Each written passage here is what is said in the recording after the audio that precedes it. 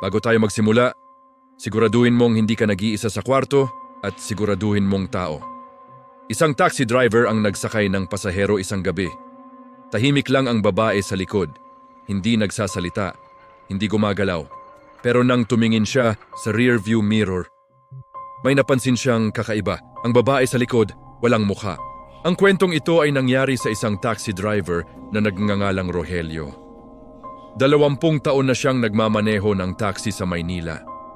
Marami na siyang naging pasahero. Mga lasing na galing bar, mga pagod na manggagawa, mga turista, mga estudyante. Pero sa lahat ng gabing nagmaneho siya, may isang gabi na hindi niya kailanman makakalimutan. Isang gabi na hanggang ngayon ay ayaw na niyang pag-usapan. Nangyari iyon isang malamig na gabi ng Nobyembre, bandang 2:00 ng madaling araw. Halos wala ng sasakyan sa kalsada. Tahimik ang lungsod. Umuulan ng bahagya. Si Rogelio ay nagmamaneho sa isang lumang kalsada malapit sa sementeryo. Hindi iyon ang normal niyang ruta. Pero dahil kaunti lang ang pasahero sa gabing yon, nagdesisyon siyang dumaan doon. Habang nagmamaneho siya, napansin niya ang isang babae sa gilid ng kalsada. Nakatayo. Basang-basa sa ulan, nakasuot ng puting damit, hindi gumagalaw, hindi nag-aabang ng taxi, nakatayo lang. Naramdaman ni Rogelio ang kakaibang kaba, pero taxi driver siya, trabaho niya ang magsakay ng pasahero. Kaya dahan-dahan siyang huminto, binuksan niya ang bintana. "Miss, sasakay po kayo?" Hindi sumagot ang babae. Dahan-dahan itong lumapit sa taxi, binuksan ang pinto sa likod at umupo, tahimik. Walang salita. Sinilip ni Rogelio ang rear view mirror. Nakita niya ang babae na nakaupo sa likod. Mahaba ang buhok, nakatungo ang ulo, hindi niya makita ang mukha. "Miss, saan po tayo?" tanong niya. Ilang segundo ang lumipas, tahimik pa rin. Hanggang sa dahan-dahang nagsalita ang babae. Mahina, halos pabulong. Sa dulo ng kalsada, napakunot ang noo ni Rogelio. "Aling kalsada po?" sumagot ang babae. "Diretso lang." Kaya nagmaneho si Rogelio, tahimik ang biyahe. Walang nagsasalita. Ang tanging maririnig ay ang tunog ng ulan sa bubong ng taxi. Paminsan-minsan, sumisilip si Rogelio sa rearview mirror. Pero hindi niya pa rin makita ang mukha ng babae. Lagi itong nakatungo. Habang tumatagal, napansin ni Rogelio ang isang bagay. Ang babae sa likod, hindi gumagalaw. Kahit kaunti, hindi humihinga, hindi nag-a-adjust ng upo, parang rebulto. Napabuntong hininga siya. Baka pagod lang, bulong niya sa sarili. Lumipas ang ilang minuto. Biglang nagsalita ang babae. "Malapit na." Napatingin si Rogelio sa kalsada. Pero napansin niya, hindi niya nakilala ang lugar. Wala nang ilaw sa poste, wala nang bahay. Madilim na kagubatan na lang ang nasa paligid. Kinabahan siya. "Miss, saan po ba talaga tayo pupunta?" Tahimik ulit ang babae. Pagkatapos ng ilang segundo, sinabi nito, "Diyan lang." Biglang tumigil ang taxi.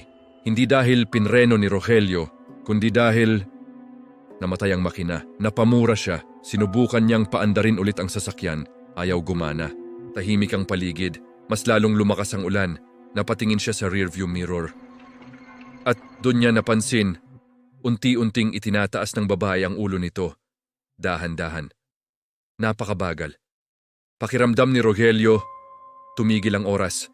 Habang tumataas ang ulo ng babae, inaasahan niyang makita ang mukha nito. Pero nang tuluyan itong tumingin sa salamin, napahinto ang paghinga ni Rogelio dahil ang babae sa likod, walang mukha, walang mata, walang ilong, walang bibig, isang makinis na balat lamang parang manika.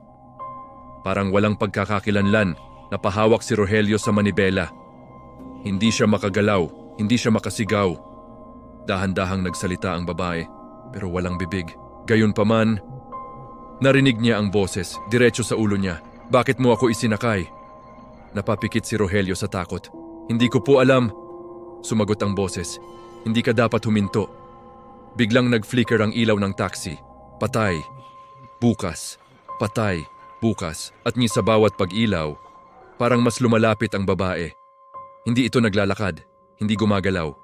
Pero bawat flicker, mas malapit. Hanggang sa nasa likod na mismo ng upuan ni Rogelio, hindi na siya makapagsalita. Naramdaman niya ang malamig na hangin sa batok niya. Parang may nakahinga. Bulungan ulit ang narinig niya. 3 taon na akong naghihintay ng masasakyan. Lahat sila umaalis. Tumatakbo. Ikaw lang ang huminto. Unti-unting gumalaw ang kamay ng babae, mahaba, maputla.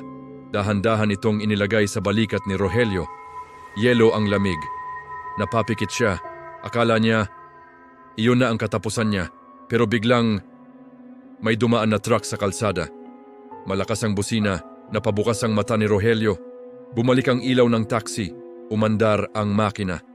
At nang tumingin siya sa rearview mirror, wala na ang babae, walang tao sa likod, basang upuan lang.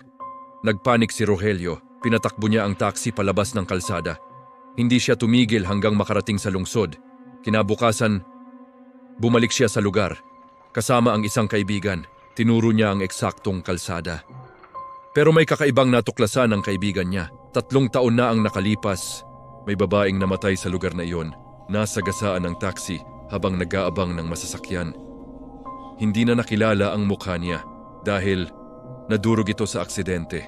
Simula noon, may mga taxi driver na nagsasabing may babaeng sumasakay sa kalsadang iyon tuwing madaling araw. Tahimik, hindi nagsasalita. At kapag tumingin ka sa rearview mirror, indoon mo lang mapapansin ang katotohanan. Na ang pasahero mo wala palang mukha. Hanggang ngayon, hindi na dumadaan si Rogelio sa kalsadang iyon. At kapag may nakikita siyang pasahero sa madilim na kalsada, lalo na kung mag-isa, hindi na siya humihinto. Kahit gaano pa ito kaawa-awa tingnan dahil minsan, ang pasahero na pinipili mong isakay ay hindi na pala kabilang sa mundo ng mga buhay. Kung may sumakay sa sasakyan mo na walang mukha, hihinto ka ba o tatakbo?